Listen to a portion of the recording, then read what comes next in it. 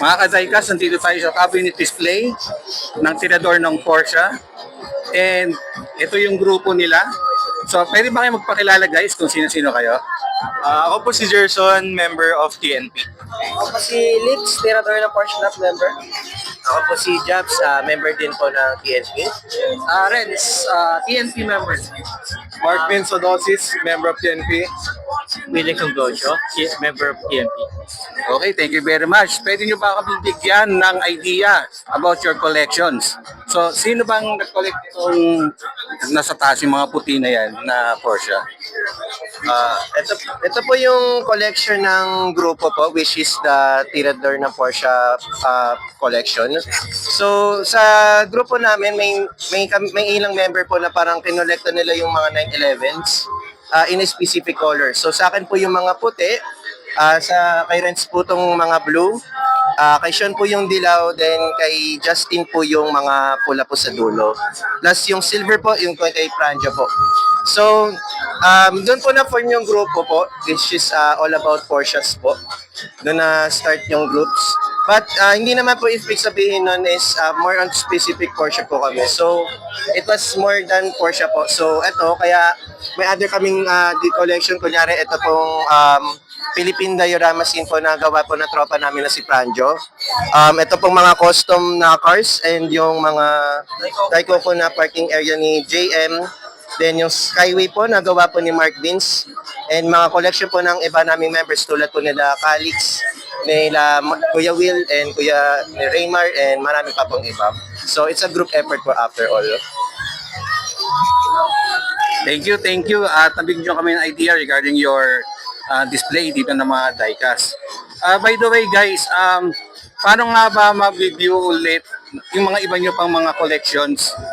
Available ba to sa social media? Yes, definitely.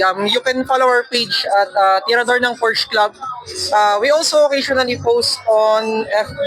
That's where we announce which events we will be partaking at. Also, we also held like private meets at cafes like that or private locations wherein other collectors can join us and like a mini car meet, like basically cars and coffee but in 1/64 scale. Thank you very much. And pwede ba namin tanungin sa inyo, ano bang naging way para mag-collect kayo ng ganitong napakaraming diecast car, no? So, medyo maliit yan, mahirap iligpit yan mamaya. Pero, ano ba yung naging inspirational nyo para mag-collect kayo ng ganitong mga diecast car? Sa akin po, naging inspiration po sa akin sa video games from year 2000, like Gran Turismo po. So, doon ako na-introduce sa pag-collect ng mga kotse, kahit nagko-collect ng kotse sa games. Ngayon, in the end, in 2005, doon ako nag-start mag-collect. Nag-start ako sa Hot Wheels Accelerator, and then suddenly came to two scales for in this career. Okay, thank you. By the way guys, no, kasi malapit na matapos yung event natin dito, last day na natin. Pwede bang matanong natin, pwede ba kayo magbigay ng message para sa mga baguhan na gusto rin mag-collect ng diecast car? Para sa mga gusto magsimula, huwag na kayong matakot. Kung tingin nyo na magbibigay ito ng saya, happiness, but why not try eh? Life is short. Kahit mahal ba yan, try nyo na, benta nyo na lang ulit kung nagsawa kayo, di ba? Di ba? May return of investment.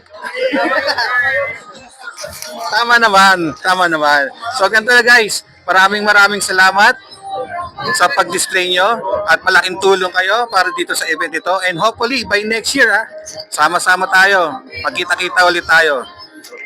Thank you very much.